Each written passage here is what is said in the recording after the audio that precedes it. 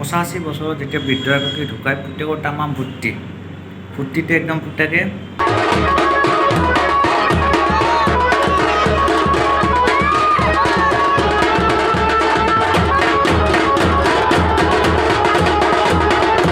ফূৰ্তিবা নকৰিব কিয়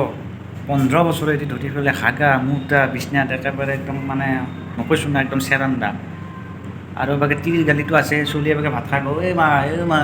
একদম এই হাকচিয়ে বুঢ়ী হাকচিয়ে সেইকাৰণে একদম টেনশ্যনতে পুতাক একদম মৰা পাই একদম পূৰা সুখ এফালে একদম বুঢ়ী একদম যাই পেলাই একদম পূৰা স্বৰ্গ পালা স্বৰ্গত একদম সাংস্কৃতিক সন্ধিয়া বিশেষ আকৰ্ষণ একদম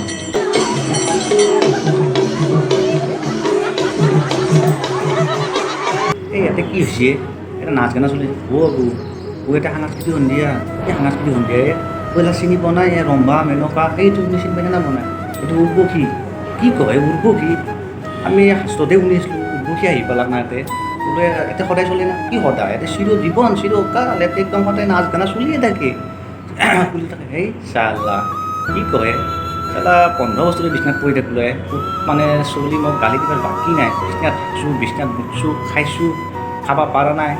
আজি যদি সেই 15 বছৰ যদি এটা মানুহ উৎপাত নাখালোঁ হয় আজি মই কেতিয়াবা আহি পালোঁ হয় বোলো কাৰ ঔষধ খালা আপুনি বোলো কাৰ ঔষধ নাখাম মই এই এটা যে অলছি একদম ধাই থাকে ধুতি মাৰি থাকে গাত কাপোৰ চাপোৰ নাই গাত কাপোৰ চাপোৰ নাই এই বাবাৱে কিবা বাবা এই ৰামদেৱ নেকি